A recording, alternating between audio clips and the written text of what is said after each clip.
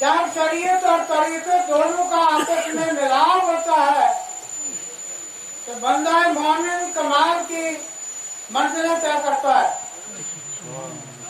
मेरे आका सल्लल्लाहु अलैहि वसल्लम के ताल्लुक से एक बात हमें ध्यान में रखनी है।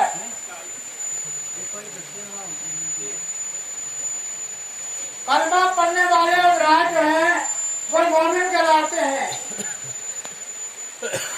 मोमिन का तर्जुमा है ईमान वाले। अब ईमान की चीज का नाम है। अगर ईमान वाले मोमिन कहलाते हैं तो फिर ईमान क्या है? उलमाए इकराम ने वजाहत की कि ईमान मेरे आका सल्लल्लाहु अलैहि वसल्लम की ज़ात पाक है। सुभान अल्लाह। मेरे आका सल्लल्लाहु अलैहि वसल्लम की ज़ात पाक को जिसने मान लिया बस वही मोमिन है। सुभान बेशक। मेरे आका सल्लल्लाहु अलैहि वसल्लम की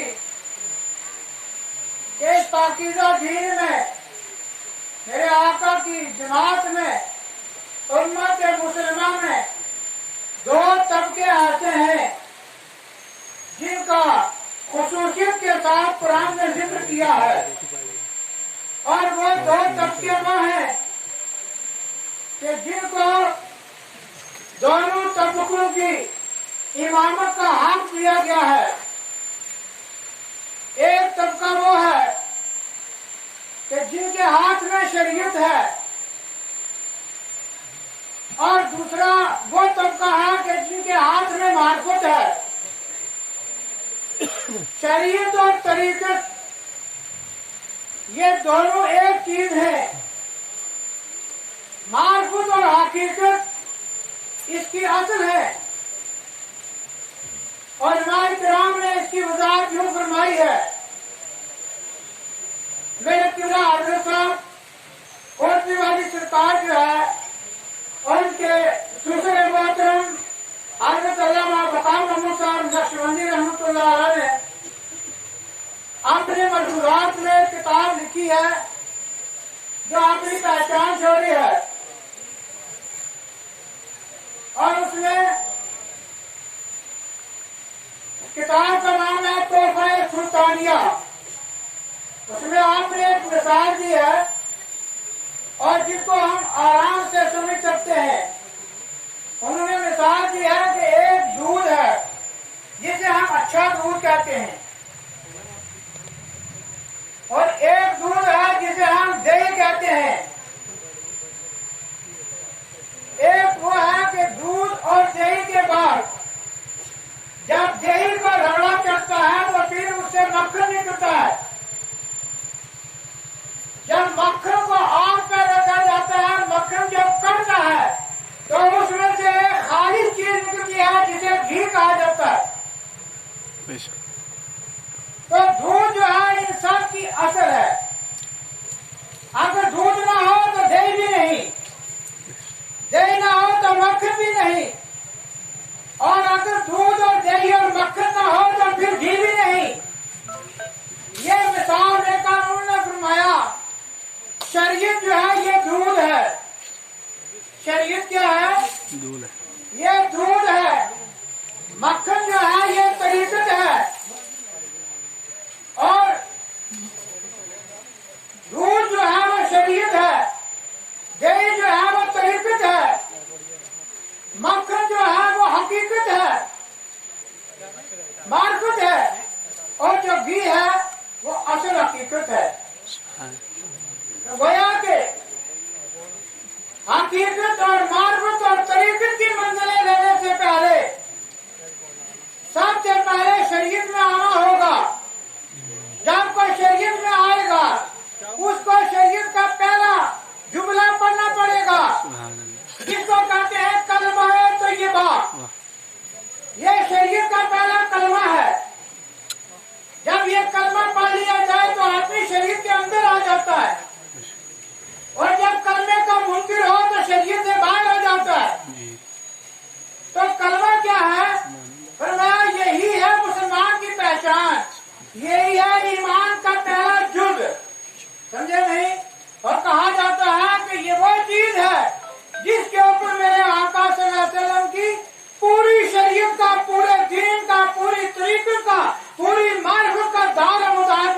कलमे पर है। किस पर है? कलमे पर है। इसलिए फरमाया मन काला ला इलाहा इल्लल्लाह फदखल जन्नह कमा काला इस्लाम। जिसने ला इलाहा इल्लल्लाह सच्चे दिल से कर लिया वो जन्नती है। वो क्या है? सुभान अल्लाह, जानती है। हाँ, मेरे आका फरमाते हैं ये है वो किताब का पहला नाम। आप कुरान पाक बताते हैं, उसके ऊपर लिखा है अल कुरानुल करीम, अल कुरानुल हकीम, अल कुरानुल मजीद। ये सारे नाम कुरान के अंदर आए हैं। अलबत्ता कुरान जब बोला जाए तो उसे मफहूम सिर्फ सूरह फातिहा नहीं, जब कुरान बोला जाए उसे मफहूम सिर्फ सूरह बकरा नहीं, बल्कि जब कुरान बोला जाए तो बिस्मिल्लाह की बात से लेकर वन्नास की सीन तक ये 114 सूरतें, ये 30 पारे, ये 7 मंजिलें लफ्ज़ कुरान की तफसीरें हैं। कुरान एक नाम है किताब का और उसके अंदर ये सारे असबाब हैं। समझे नहीं? इसलिए शरीयत का पहला कलमा ला इलाहा इल्लल्लाह मोहम्मद मुहम्मद रसूलुल्लाह सल्लल्लाहु अलैहि वसल्लम। अब शरीयत का आगाज हो गया। अब शरीयत का आगाज हो गया। आगाज हो गया। तो फरमाया कि जो इस कलमे से बाहर आया वो शरीयत से बाहर चला गया। आज देखना यह है मेरे आका सल्लल्लाहु अलैहि वसल्लम जिन्हें उलमाए किराम ने शारे इस्लाम फरमाया, जी जी, शरीयत बनाने वाले मेरे आका सल्लल्लाहु अलैहि वसल्लम हैं। फरमाया कि शरीयत की बुनियाद कलमे पर डाली गई और कलमे के जुज़ियात हैं। नमाज कलमे का हिस्सा है, रोजा कलमे का हिस्सा है, हज कलमे का हिस्सा है, ज़कात कलमे का हिस्सा है, जिहाद कलमे का हिस्सा है। अगर एक आदमी कलमे ही से इनकार हो गया, ना उसकी नमाज है, ना रोजा है, ना हज है, ना जिहाद है, कुछ भी नहीं है। इसलिए कि उसकी जड़ ही काट दी गई। जिस पर दीन की बुनियाद थी वो था कलमा। अगर कलमे से मुनकिर हो गया था, खत्म हो गया। समझा ना? मेरे आका सल्लल्लाहु अलैहि वसल्लम ने जो शरीयत की इरशाद फरमाई है और शरीयत के चलाने वाले मेरे आका सल्लल्लाहु अलैहि वसल्लम हैं और शरीयत के असबाब पढ़ाने वाले और शरीयत की तालीम देने वाले वो जो एक जमात, एक फौज तैयार की, उसका नाम है उलमाए दीन।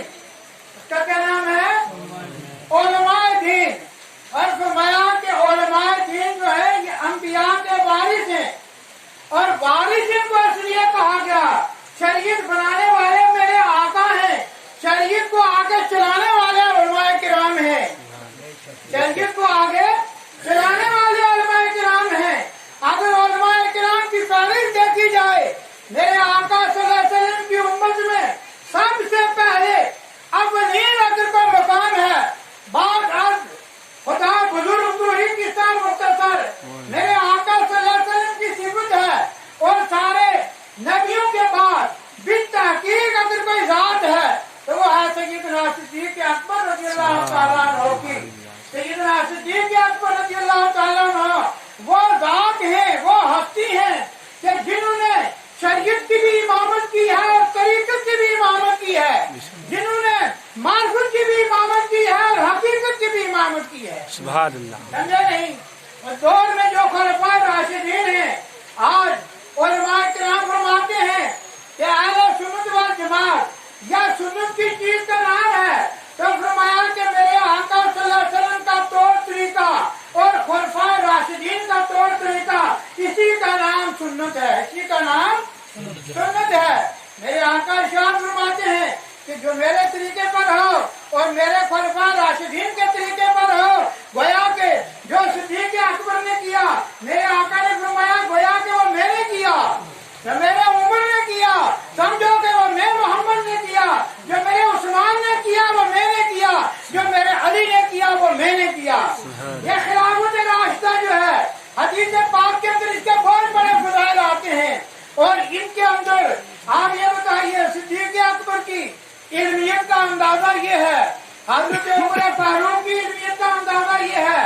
हकीकत ये है कि एक तरफ कुरान खिलाफत रास्ता की अगर तफसीर पढ़ी जाए तो उनकी उस तफसीर में ये मालूम होगा मेरे आका सल्लल्लाहु अलैहि वसल्लम ने बिस्मिल्लाह की बात से लेकर वन्नास की दीन तक हर हर्फ की का तर्जुमा हर हुरूफ का मतलब मेरे आका सल्लल्लाहु अलैहि वसल्लम ने सहाबा के दिलों में ऐसा पैवस्त कर दिया, ऐसा पैवस्त कर दिया कि सब पहला खलीफा नहीं, दूसरे खलीफा नहीं, तीसरे नहीं, बल्कि खातिमुल खुलफा बाबुल इल्म हजरत मौला अली अपनी मज़मूनात में लिख चुके हैं कि बिस्मिल्लाह की बात ये कि मैं तफसीर करने बैठ जाऊं 70 रोजों का फौज बन जाए।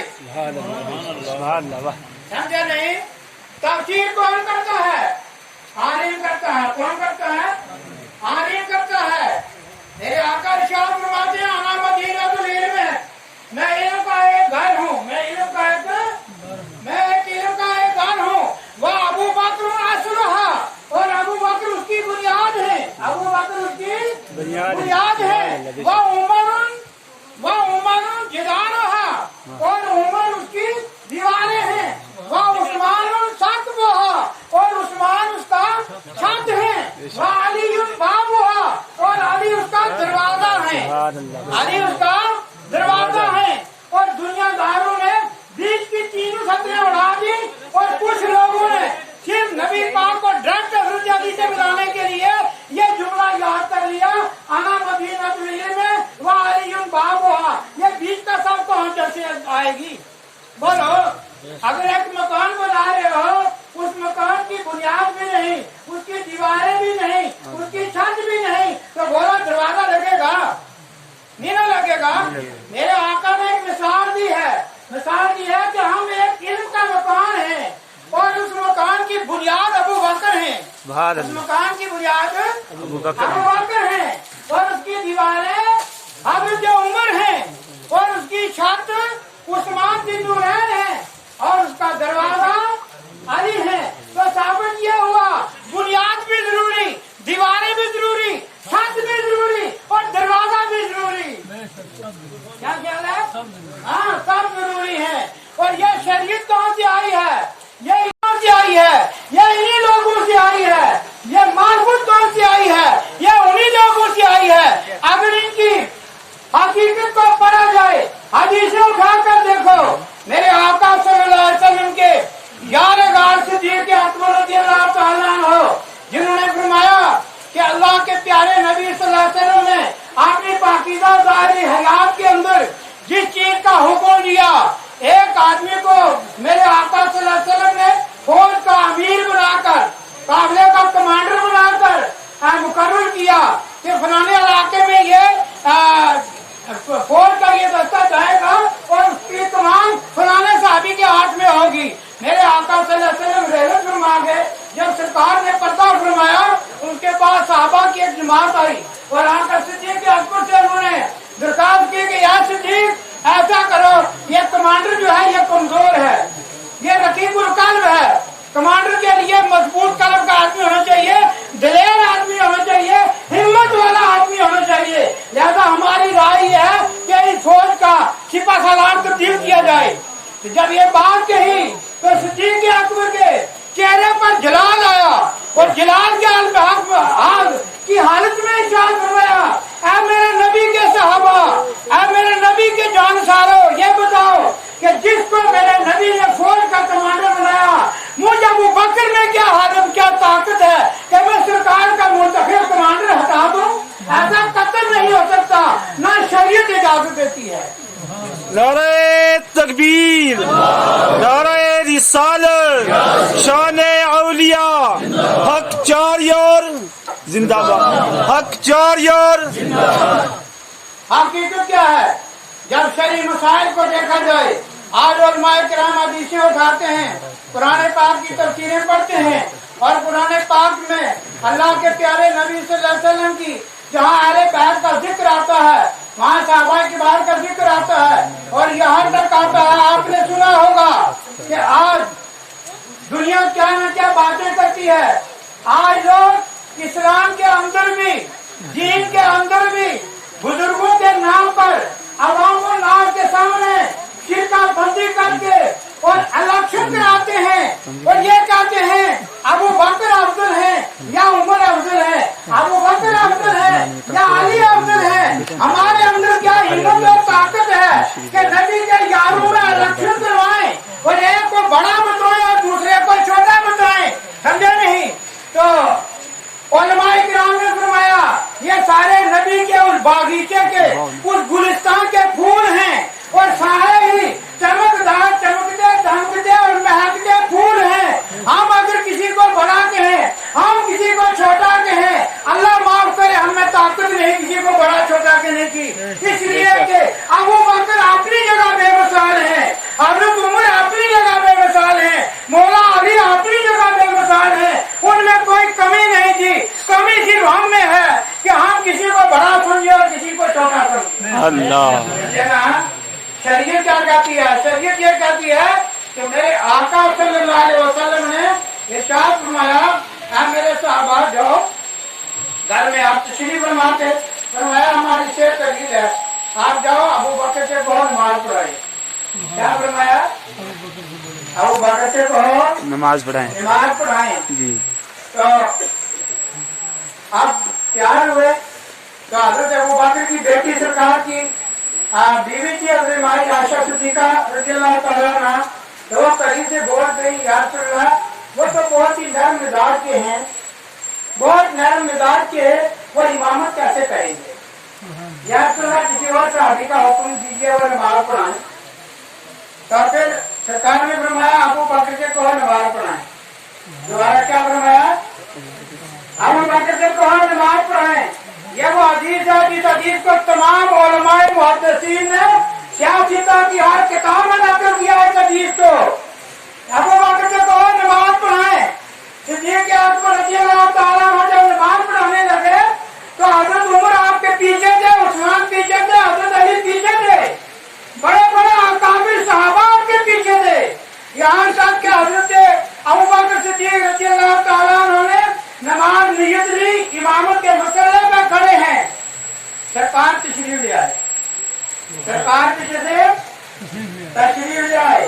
तो जब सरकार तशरीफ ले आए तो आप साहबा ने सोचा, आप साहबा ने क्या किया कि हाथ रखकर आप हथेली पर, हाथ की पुष्प पर हथेली मारनी शुरू की और इशारा दिया कि सरकार तशरीफ ले आए, सरकार तशरीफ ले आए। सिद्दीक़ अकबर रज़ियल्लाहु ताला अन्हु के पैरों में आकर सरकार खड़े हो गए। कहाँ खड़े हुए? पैरों में खड़े हुए। सिद्दीक़ अकबर पीछे हट गए। कहाँ? सिद्दीक़ अकबर पीछे हट गए सामने। सरकार ने बाजू से पकड़ा और उसी मसले पर खड़ा किया, सुभान अल्लाह, खड़ा किया। ये हदीस ये साबित करती है कि जिसको मेरे आका मसले पर खड़ा करे वो कौन का इमाम है? वो ईमान वालों का इमाम। सुभान अल्लाह, बेशक, वाह। मेरे आका सल्लल्लाहु अलैहि वसल्लम जितने दो आदमी वहां पढ़ते हो ना, ईमान 4 अंगुल आगे होता है और मुक्तदी 4 अंगुल पीछे होता है।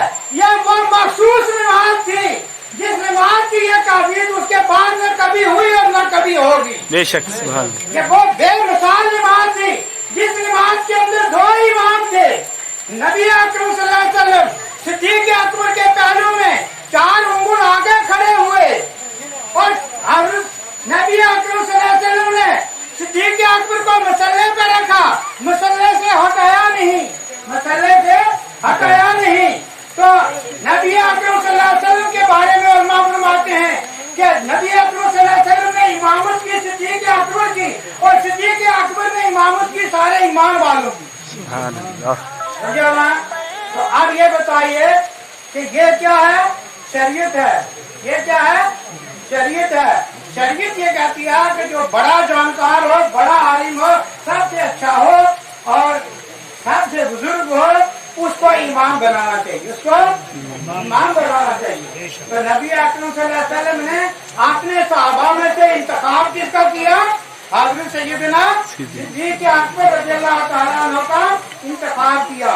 अब साबित किया हुआ कि नबी अकरम सल्लल्लाहु अलैहि वसल्लम के बाद वही सिद्दीक़ अकबर मसल्ला इमामत के हकदार बने और सारे सहाबा ने आपके हाथ पर बैत की, आपके पीछे हज़रत उमर ने भी नमाज़ें पढ़ी, आपके पीछे उस्मान बिन नूरैन ने भी पढ़ी, मौला कायनात शेर खुदा ने भी नमाजें पढ़ी। बेशक सुभान अल्लाह किसी ने इनकार नहीं किया, किसी ने मुखालफत नहीं की, और सिद्दीक अकबर का पूरा अमल पीरियड गुजर गया, किसी ने कोई एतराज नहीं किया।